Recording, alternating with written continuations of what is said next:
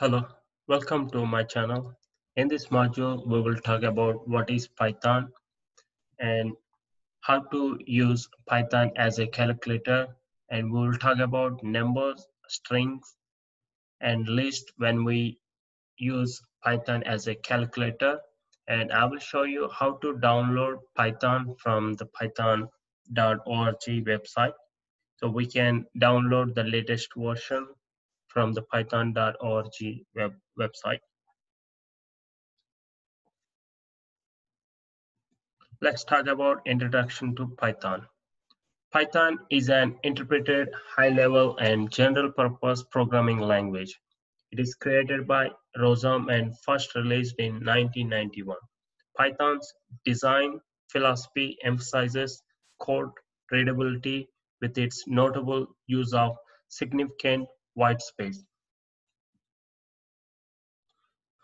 Python is an easy-to-learn, powerful programming language. It has efficient, high-level data structures and a simple but effective approach to object-oriented programming. Python's elegant syntax and dynamic typing, together with its interpreted nature, make it an ideal language for scripting and rapid application development in many areas on most platforms. The Python interpreter and the extension standard library are freely available in source or binary form for all major platforms from the Python website. The Python interpreter is easily extended with new functions and data types implemented in C or C++. Python is also suitable as an extension language for customizable applications. How to download Python latest version or whatever release. If you want to download, we have to go to Python website, python.org/downloads. I will click on this web link. I'm in the Python website, python.org/downloads. So here under the downloads tab, we see all releases, source code, Windows, Mac OS, and Python supports all operating systems, Windows, Linux, Unix, and Mac OS operating system. So the latest version, we can see that download the latest version for Windows, download Python 3.8.5. So I already downloaded the latest Python. I will go to start and search for Python. And here I see that Python 3.8 64-bit. I will click on this. Let me maximize this.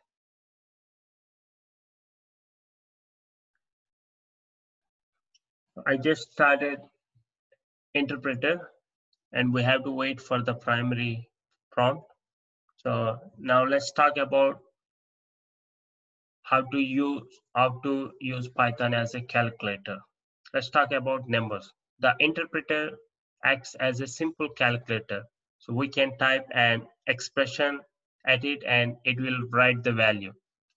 Expression syntax is straightforward. The operators plus, minus, multiply, and division work just like in most other languages. Example, if I want to calculate 5 plus 5, just enter. So here we can see that value 10. If I want to subtract any value, 100 minus 40, we can see that subtraction value 60. Now, if I want to do 100 minus 6 multiply with 6, division over 4, and enter. So here we can see that value in float. Division always returns a floating point number. The integer numbers, example 2, 4, 20, have a type int. The ones with a fractional part, example 2.0, 3.0, have a type float. So We will discuss more about numeric types in next module. So division always returns a float.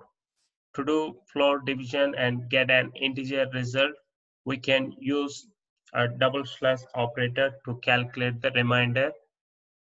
To calculate the remainder, we can use percent sign. Now let's do some more calculations.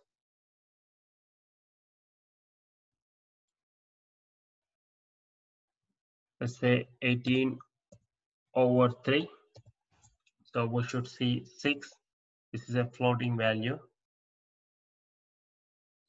A classic division returns a float value. Let's do some float division, discuss the fractional part. Let's say 20 /3, and here we see the integer.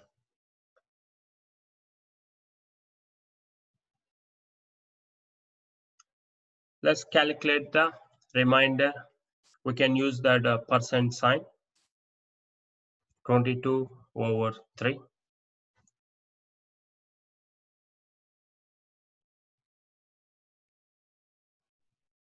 Oh, sorry. We're calculating remainder. So let's use the percent symbol over 3. So here we see that remainder 1. And we can do more calculations if we want to calculate 100 plus 300 and multiply with 2. So we should see 400 multiply with 2, and we should see the result 700. Sorry, 100 plus 300 multiply with 2, 100 plus 600, we see the result 700. Now let's give a value a equal 50 and b equal 60, and let's do the calculation a plus b. Now we see the results 110. The equal sign is used to assign a value to a variable. Afterwards, no result is displayed before the next interactive prompt. So let's try one more example. X equal 150, Y equal 300 to Y minus X. We should see 150. So this is how we use Python as a calculator. And let's talk about strings. Besides numbers, Python can also manipulate strings, which can be expressed in several ways. They can be enclosed in single quotes or double quotes with the same result. And forward slash can be used to escape quotes.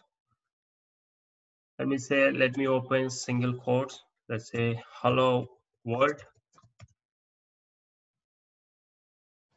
And we should see the value in the single quotes, hello world. If we use forward slash to escape the single quote, just say haven't forward slash and just enter.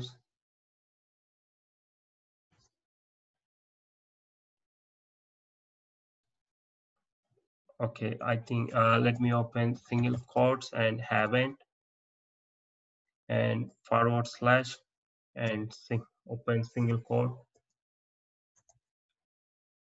So here we used forward slash to escape the single quote.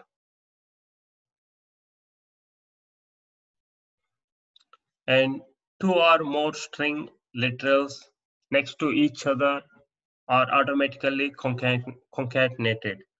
Let's say hello, this is one word, and then let me add one more, hello world. So these two strings literals next to each other are automatically concatenated. So here we see that they're concatenated and we see one word, hello world. Let me do one more example. Welcome to Python world. So here we can see that welcome to Python world, they concatenated in one word. Start Python programming. Now we can also leave the spaces if we need. So now we can see that start Python programming.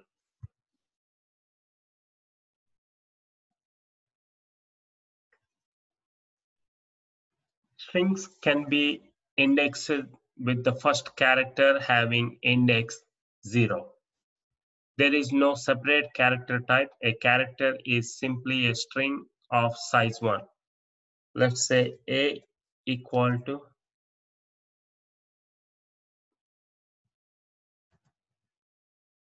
hello world. Now if we want to check a character in position 0, I will just say A index 0, enter. So here H is our first character in hello world. H in position 0. If we want to find a character in position 5, I will enter A index 5. W is in 5th position. It starts H0, E1, L2, L3, O4, W5. So if we want to check the 7th character, position 7th character in position 7, just enter A7 and R. And if we want to calculate the length of the string, we can just say a length of A. So here we see the 10, the length of the string. 1, 2, 3, 4, 5, 6, 7, 8, 9, 10.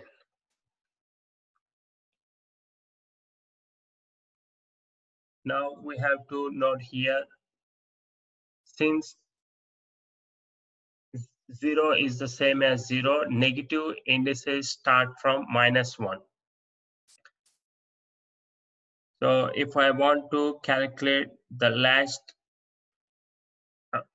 if I want to find a character in a last position in hello world, I will type A index -1. Now this will return the letter D because that is exist in the last position. Enter D. If we want to find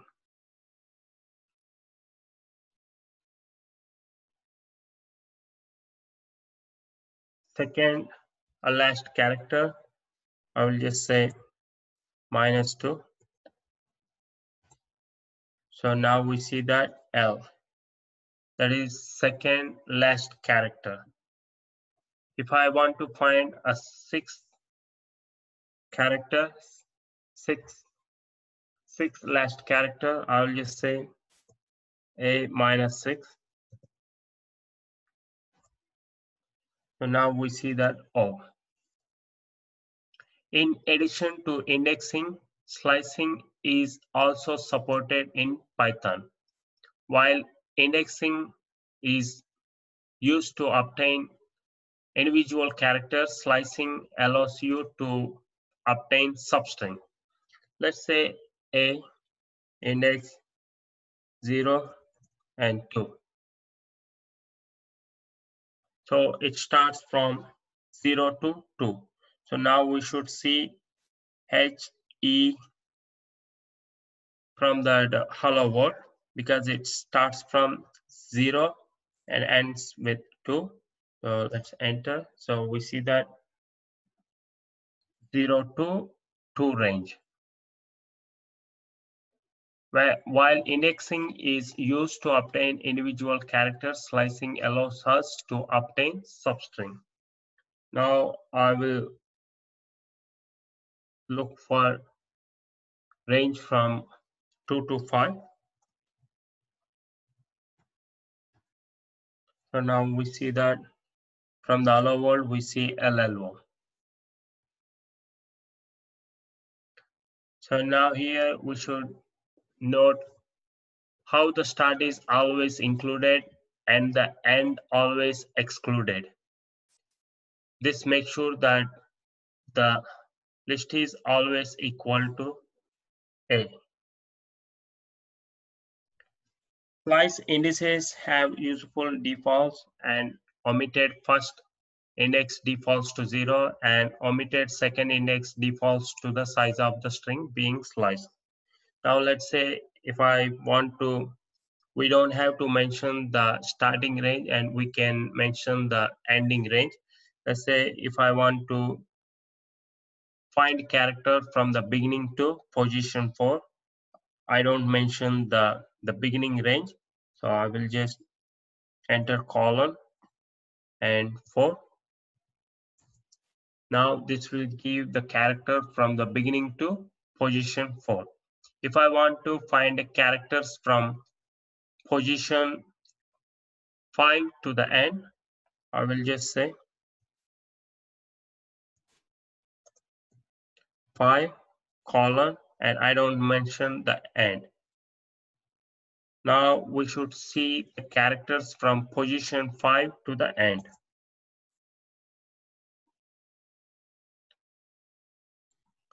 Let's talk about list. Python knows a number of compound data types used to group together other values. The most versatile is the list, which can be written as a list of comma-separated values between square brackets. List might contain items of different types, but usually the items all have the same type. Example here, I will just say squares. 1, 4, 9, 16, 25, 36, 49, 64. Now, if I want to get the list from these squares, I will just type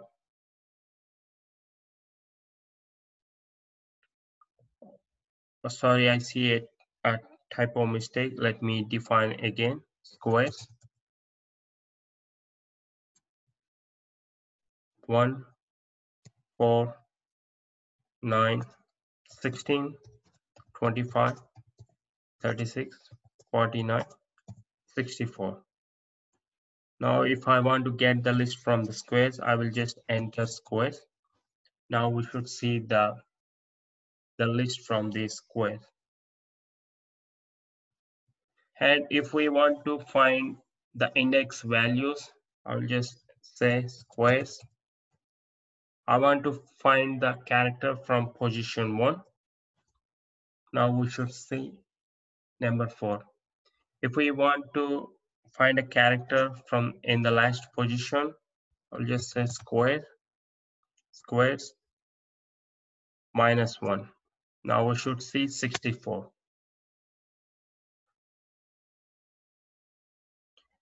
If we want to find a complete list, and we can say squares, and I will just say, I don't give any beginning and ending. I will just say colon and end. Now we should see the complete list. We can also add new items at the end of the list by using the append method. So we will learn more about this in the next module. So now if I want to append a new item to the list, I can say squares dot append, and now I want to add 81. Now let's check the values in square. Now we see that 81 added to that list, and I want to add one more, squares dot append 100. Now let's check the values in squares. So now we see that values from 1 to 100. So we discussed previously how to find the length of the